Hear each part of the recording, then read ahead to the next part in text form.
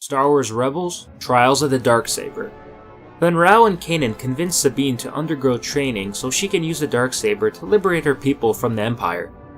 While hesitant at first, Sabine accepts but quickly finds it far more difficult than she had originally imagined. Kanan afterwards realizes that he can no longer protect her and challenges Sabine to face her demons once and for all. In doing so, Sabine ends up defeating Kanan and embracing her destiny to work towards freeing the people of Mandalore from Imperial occupation. So what can I say about this episode? For starters, I thought this was the best character development of the season, and one of the best episodes overall. While I enjoyed the Mandalorian episodes in Clone Wars, I admittedly really disliked the Imperial Super Commando this season. I found it boring and rather poorly made.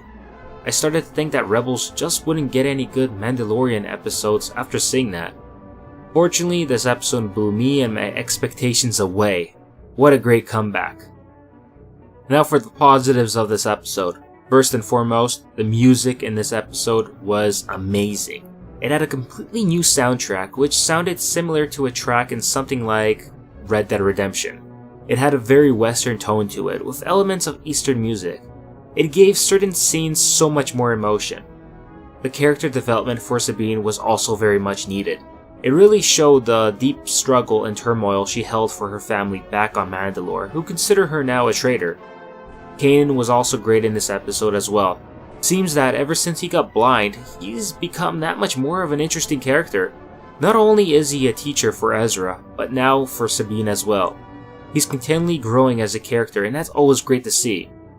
I kept forgetting that Fen Rao even exists. The guy barely shows up and never did anything prior to this, so please keep on giving him more screen time.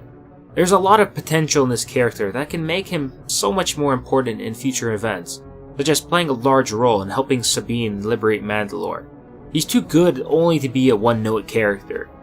Finally, the subtle Bendu cameo was awesome. I'm curious to see if he'll ever interact with Sabine now. I kinda doubt it, but hey, who knows. Now for the negatives, I didn't really find too many in this episode other than the small nitpicky stuff. Sure, it was a little odd that Kanan went from completely dominating Sabine to just as quickly getting dominated himself. But I can see why they went with this. Besides, I doubt he was really trying anyway. It was a training exercise, not a fight to the death with some Inquisitor.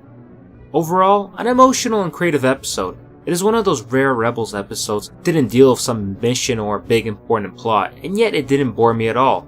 And who would have expected that from basically an episode that was all about training and taking place completely in only one location? Fortunately, Dave Filoni and his crew pulled it off masterfully. As always, if you like this video, subscribe to the channel and let me know what your thoughts were on the episode. Thanks for watching and catch you guys in the next one.